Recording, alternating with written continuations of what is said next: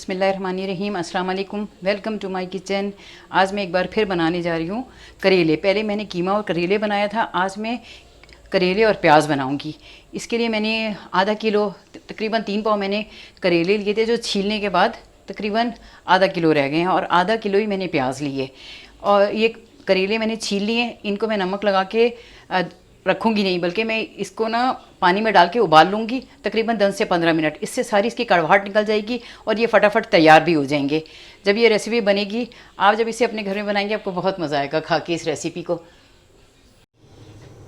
जब तक मेरे करेले बॉयल होते हैं, उस वक्त तक मैं प्याज फ्राई करती हूँ। तकरीबन मैंने इसमें आधा कप मैंने इसमें ये तेल डाला है, और ये आधा किलो के करीब ये मैंने इसमें प्याज डाल दिए। इस प्याज को सिर्फ नरम करना है, इसको हम एज ए सब्ज़ी यूज़ करेंगे। अगर आप इसे ज़्यादा फ्राई कर लेंगे तो ये भुन जाएगी और नरम होके मसाले में मिक्स हो जाएगी। ये देखिए, ये मेरी प्याज फ्राई हो रही है। इसको मैंने ब्राउन नहीं करना, बस हल्का सा पिंक करना है। ये प्याज जो है ना, ये करेलों में एज ए सब्ज़ी के यूज़ होगी। इसको हमने बिल्कुल मसाले में घोलना नहीं है। ये बिल्कुल जैसे हम 2 प्याज़ा पकाते हैं या खड़े मसाले का, उसमें प्याज खड़ी रहती है, इसी तरह इन करेलों में ये प्याज खड़ी रहेगी। अब ये देखें, ये मैंने करेले भी उबाल के इनका बॉयल किया, और तकरीबन 7-8 मिनट मैंने इन्हें बॉयल किया, और उसके बाद इसका मैंने पानी निकाल दिया अच्छी तरह निचोड़ के, क्योंकि अब इससे सारी इसकी तलखी निकल गई। ये होता है कि आप 1-2 घंटे आप इसे रखें, इसमें बहुत ज़्यादा टाइम भी वेस्ट हो रहा होता है, और उसकी तलखी भी इतनी नहीं निकलती। लेकिन आप इसे उबाल लें।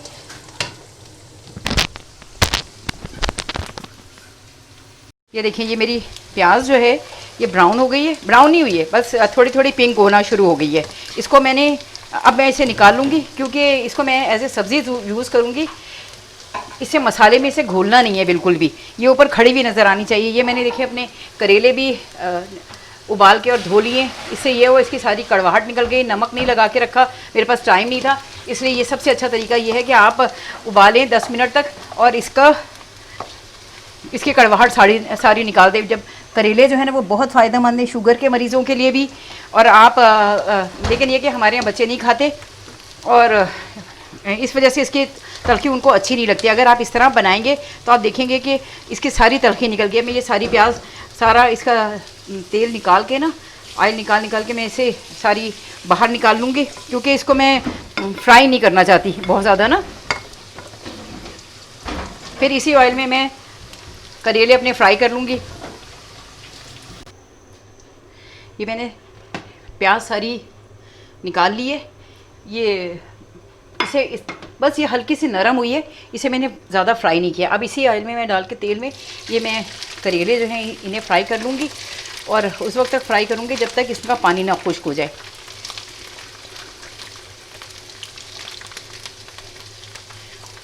आप चाहें तो आप करेले के जो छिलके होते हैं उन्हें भी आप नमक लगा के आप यूज़ कर सकते हैं, लेकिन मैंने क्योंकि करेले थोड़े ख़राब थे, इसलिए मैंने वो इसके छिलके फेंक दिए और बीज भी ज़्यादातर निकाल दिए। नहीं तो आप इसका जो छिलका है वो बहुत फ़ायदेमंद होता है। उसको भी अगर आप बहुत नमक लगा के और धो दें, और उसके बाद उसे आप फ्राई करके आप खाने में शामिल करें, वो भी बहुत अच्छा टेस्ट देता है। लेकिन मैंने इसलिए कि वो आज थोड़े करेले अंदर से ख़राब थे, इस वजह से मैंने उनका छिलका भी फेंक दिया। लेकिन ये बहुत फ़ायदेमंद होते हैं, जो हमारे शुगर के पेशेंट होते हैं उनके लिए बहुत ही अच्छे और फ़ायदेमंद हैं, और ये वैसे भी खाने में बहुत मज़ा देते हैं। आप अगर इन्हें अच्छे तरीके से पकाएं तो आप ये देखेंगे इनका इतना अच्छा टेस्ट आता है, आपको खा के मज़ा आएगा। मैंने कीमे की रेसिपी शेयर की थी, वो मेरी शुरू की रेसिपी थी, इसलिए उसमें वो वीडियो उसकी अच्छी नहीं बनी थी, सही नहीं बनी थी। आज जब मैं ये बना रही थी तो मैंने कहा चलो आज मैं इसकी भी रेसिपी आपको बना के शेयर कर देती हूँ। ये देखिए, ये मेरे करेले भी बहुत अच्छी तरह फ्राई हो गए। इनको मैंने पानी डाल के और उसमें 1 चमचा नमक डाल के तकरीबन 10 मिनट तक उबाल लिया था, और उसके बाद मैंने उसे अच्छी तरह ठंडे पानी से धो के और उनको निचोड़ लिया था, ताकि ना नमक रहे और ना ही इसकी कड़वाहट रहे। ये देखें, लेकिन इन्हें जलाना नहीं है, लेकिन इतना हो कि ये तेल छोड़ दें। आप ये देखें कितने अच्छे से फ्राई हो गए, इनका तेल निकल आया है। अब मैं इनको अलग निकाल लूँगी, फिर मैं इस मसाला बना के इसमें फिर ये करेले और प्याज डालूँगी। आप चाहें तो जब मौसम हो करेलों का, तो आप उस वक्त ये कर सकते हैं कि हम इन्हें धोकर, काट कर और उबाल कर इन्हें छोटे छोटे पैकेट बना के रख सकते हैं। और इन्हें बाद में, जैसे सर्दी जिस मौसम में करेले नहीं होते, आप उस मौसम में इसे अच्छी तरह बना के और खा सकते हैं। ये बहुत अरसे तक आप आराम से इसे सेव कर सकते हैं। ये देखिए, ये अच्छी तरह फ्राई हो गए। अब मैं इन्हें डिश आउट कर लेती हूँ।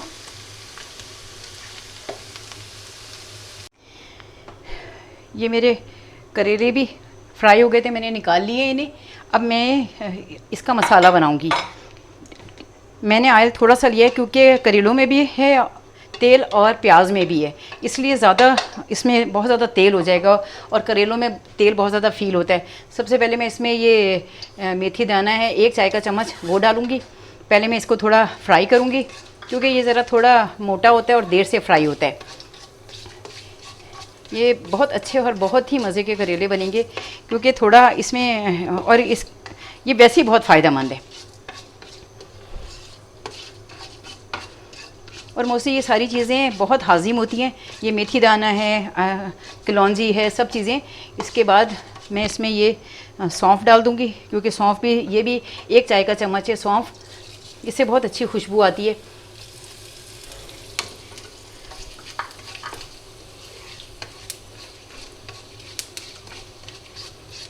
अभी से इतनी अच्छी खुशबू आना शुरू हो गई है इसमें। और आँच ज़रा थोड़ी स्लो ही रखनी है कि ये चीज़ें जले ना, क्योंकि अगर ये जल गई ना तो ये मसाले को ख़राब करेंगी। इसके बाद मैंने ये इसमें सफ़ेद ज़ीरा डाल दिया, ये भी 1 चाय का चम्मच है। ये भी 1 चाय का चम्मच है। इसके साथ ही ये मैंने कलौंजी है, ये भी तकरीबन 1 चाय का चम्मच है कलौंजी ना, ये मैंने डाली है। ये सब चीज़ें करेले के साथ मिलके इंतहाई अच्छी और मज़ेदार आपको लगेंगी। जब आप इसे टेस्ट करेंगे ना तो आपको बहुत मज़ा आएगा खा के। इसके साथ ही अब इसमें से भुनने की खुशबू आना शुरू हो गई है। इसमें मैं ये 2 खाने के चमचे लहसुन अदरक है वो डालूँगी।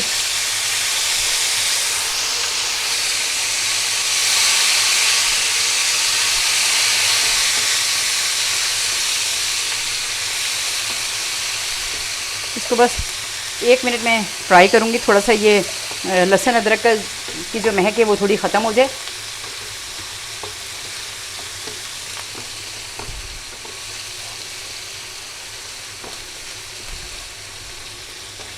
और किसी भी चीज़ को जलाना नहीं है कि इसकी खुशबू जो है वो ख़राब हो। ये मैंने 4 टमाटर पीस के रख लिए थे ग्राइंड करके। अच्छा, इसमें ये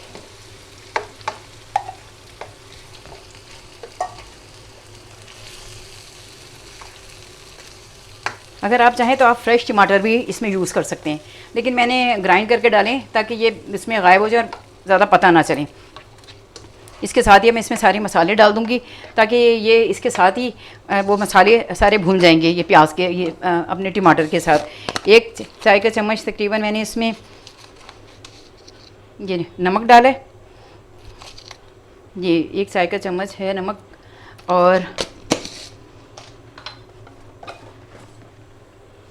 ये एक और ये आधी, ये 1 चाय का चम्मच का मेजरमेंट है। ये 1.5 चाय का चम्मच मैंने इसमें साबित कुटी हुई मिर्चें डाली हैं। ये 2 चम्मच ही मैंने इसमें चाय के साबित धनिया पिसा हुआ है, ये देखिए, ये कौर के मैंने रखा हुआ है पीस के, वो डाला है। आधी चमची मैं इसमें ये हल्दी डाल रही हूँ। और ये कौरा हुआ ज़ीरा था, ये भी तकरीबन मैं आधा, क्योंकि मैंने इसमें भी डाला है और इसमें सिर्फ मैं आधा चम्मच डालूँगी चाय का कौरा हुआ ज़ीरा। और इसमें मैं तकरीबन आधा चम्मच, अगर आपके पास इम्बिया खटाई हो तो आप वो डाल दें, नहीं तो ये आधा चम्मच आमचूर है ये आप डाल दें, इससे थोड़ा जायका अच्छा और मज़े का हो जाता है। अब ये इस सारे मसाले को मैं बहुत अच्छी तरह भूनूंगी, फिर उसके बाद मैं इनमें वो चीज़ें डाल दूँगी, प्याज और करेले वो डालूंगी, लेकिन मैं पहले इसे अच्छी तरह फ्राई करूंगी इस मसाले को। और मैं इसकी ज़रा आंच तेज़ कर लेती हूँ। और वो प्याज और करेले दोनों तेज़ आंच पे फ्राई करने हैं, नहीं तो दोनों में ही प्याज जो है ना, वो तेल जो है ना दोनों में ही बस जाएगा, क्योंकि दोनों चीज़ें ही तेल पीती हैं। अभी ये ज़रा मसाला भुन जाए और इसमें हरी मिर्चें भी पड़ेंगी।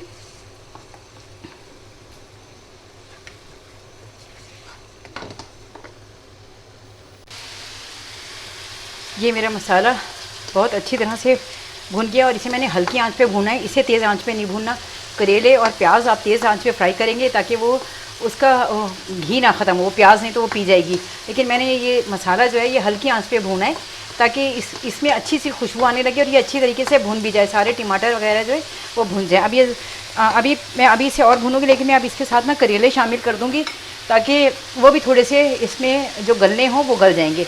लेकिन ये क्योंकि उबाल लिए थे मैंने, इसलिए तकरीबन ये गले हुए ही हैं, लेकिन थोड़ा मसाले के साथ अच्छी तरह पक जाएगा। प्याज सबसे आखिर में पड़ेगी क्योंकि प्याज को एज ए सब्ज़ी के यूज़ करना है।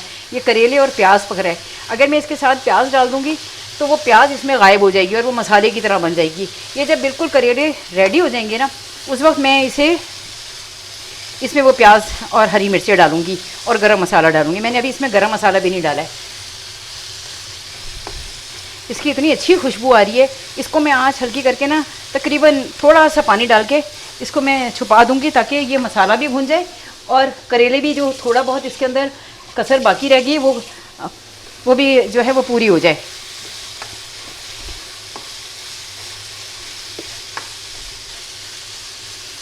तकरीबन ये आधा गिलास पानी है जो मैंने डाल दिया साइड से।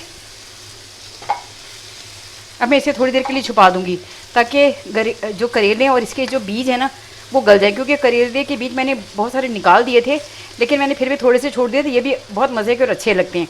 अब इसे मैं हल्की आंच करके तकरीबन 10 मिनट तक मैं इसे पकाऊंगी, लेकिन इसकी आंच जो है वो मैं बहुत हल्की कर दूंगी कि कहीं ये लग ना जाए। इसको मैं छुपा के तकरीबन 10 मिनट बाद खोलूँगी।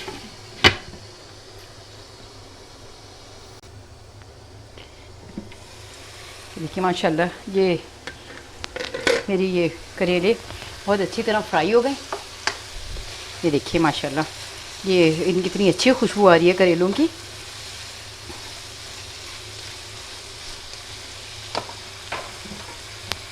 अब मैं इसमें ये हरी मिर्चें जो मैंने बहुत बारीक चॉप की थी ये डाली है मैंने। इसका बहुत अच्छा जायका आएगा, मोटी नहीं है, बहुत बारीक बारीक मैंने इन्हें चॉप कर लिए।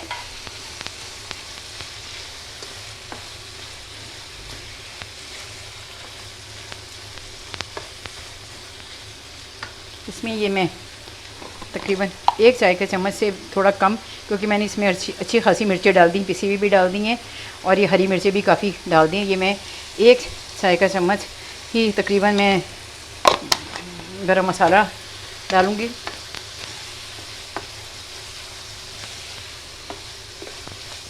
ये अल्हम्दुलिल्लाह रब्बिल आलमीन मेरा तकरीबन ये कीमा ये प्याज करेले तकरीबन तैयार है। अभी मैंने इसमें प्याज नहीं डाली है। अब मैं इसमें ये प्याज जो मैंने फ्राई करके रखी थी ये भी मैं डाल दूँगी। इसमें भी घी है, करेलों में भी घी था, इसलिए जब आप फ्राई करेंगे मसाले तो उसमें आप घी की मिकदार ज़रा कम कर दें, ऑयल की। मैं अव्वल तो घी इस्तेमाल ही नहीं करती, लेकिन ऑयल भी जो है वो थोड़ा मैं कम ही इस्तेमाल करती हूँ। अब ये देखिए इसको तकरीबन मैं सिर्फ थोड़ी देर दम दूंगी, क्योंकि प्याज को मैंने पकाना नहीं है कि वो मसाले में शामिल हो जाए। ये जस्ट इसी तरह इसको नज़र आना चाहिए। जैसे आपने देखा होगा कभी हम कीमा 2 प्याज़ा पकाते हैं या स्टू पकाते हैं, उसमें प्याज जैसे खड़ी रहती है, इस तरह इसमें भी ये प्याज खड़ी रहेगी, इसलिए इसे मैंने सबसे आखिर में डाला है। ये देखिए अल्हम्दुलिल्लाह रब्बिल आलमीन मेरा खाना तैयार हो गया। अगर आपको मेरी डिश अच्छी लगे तो ज़रूर आप कमेंट्स करें और मुझे बताएं कि मैं कहाँ मेरी गलती है और कहाँ मैंने कोई चीज़ गलत डाली है। आप जब मुझे बताएंगे तो मुझे अच्छा भी लगेगा और मुझे खुद भी सीखने का मौका मिलेगा, क्योंकि मैं कोई प्रोफेशनल कुक नहीं हूँ। ये खुद जो कुछ भी मैं पकाती हूँ या तो मेरी माँ ने मुझे रेसिपी बताई है या मैंने खुद से सीखी है। अब आप अगर आपको मेरा खाना अच्छा लगे तो ज़रूर मेरे चैनल को सब्सक्राइब करें और लाइक करें और अपनी दुआओं में मुझे याद रखें, क्योंकि हम सब लोगों को दुआओं की ज़रूरत होती है। अल्लाह ताला आपको भी खुश रखे। ज़िंदगी रही तो अगली वीडियो में आपसे मेरी मुलाकात होगी। आपके पास अगर हरा धनिया हो तो आप वो भी डाल दें, क्योंकि मेरे पास नहीं है इसलिए वो मैं नहीं डालूँगी। लेकिन ये कि अगर हरा धनिया पड़ा हो तो वो भी इसकी लुक बहुत ही अच्छी आएगी। थोड़ी देर इसे मैं बस दम दूँगी और ये मेरा प्याज करेले बिल्कुल तैयार हो गया है। आप इस रेसिपी को ज़रूर ट्राई करें, ये बहुत अच्छी और बहुत मज़े की रेसिपी और बहुत फ़ायदेमंद भी है, क्योंकि आपने इसमें जो चीज़ें देखी है ना, इसमें जो कलौंजी है, मेथी दाना है, सौंफ है, ये सब बहुत ही अच्छी और बादी को ख़त्म करने वाली है। ज़िंदगी रही तो इंशाल्लाह ताला आपसे फिर मुलाकात होगी। जाते जाते भी मुझे बहुत सारी चीज़ें याद आ जाती हैं, तो अपनी दुआओं में मुझे याद रखिएगा। अल्लाह हाफिज़। ज़िंदगी रही तो फिर मुलाकात होगी। अल्लाह हाफिज़।